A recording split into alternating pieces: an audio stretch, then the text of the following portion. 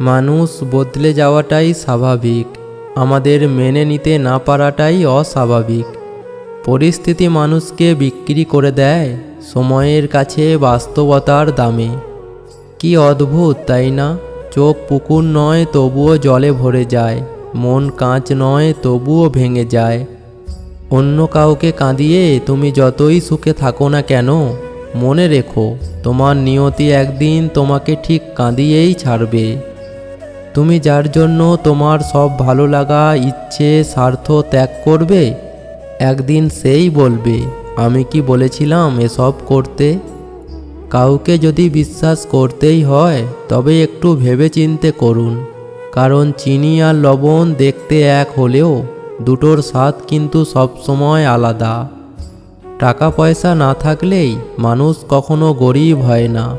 প্রকৃত গরিব তো সে যার সুন্দর একটা মন নেই। কাউকে মিথ্যা বলে খুশি করার চেয়ে সত্যি বলে কাঁদানো অনেক ভালো। এতে সে আপনার উপর রাগ করলেও কখনো আপনার উপর থেকে বিশ্বাস হারাবে না। কাছের মানুষগুলোকে কখনো দূরে সরিয়ে দিও না।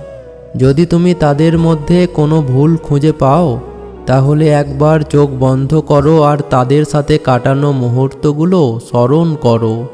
দেখবে সব রাগ ভুলে যাবে।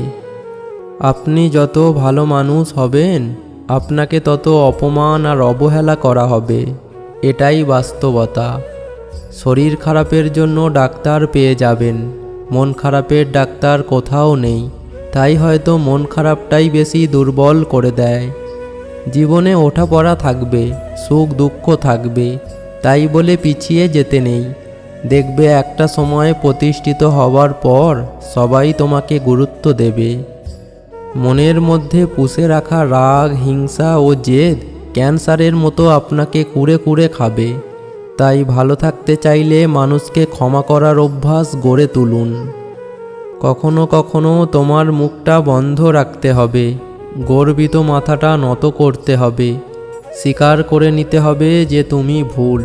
এর অর্থ তুমি পরাজিত নয়, এর অর্থ শেষবেলায় হাসিটা তুমিই হাসবে।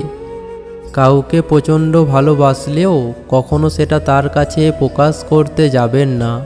আপনি যদি তাকে প্রচণ্ড পরিমাণে ভালোবাসেন, এটা যদি তাকে বুঝিয়ে দেন, তাহলে আপনি নিশ্চিত থাকুন আপনি তার কাছ থেকে বেশি কষ্ট পাবেন। কারণ অতিরিক্ত কিছু পেয়ে গেলে মানুষ সেটাকে খুব সহজ ভেবে অবহেলা করতে শুরু করে।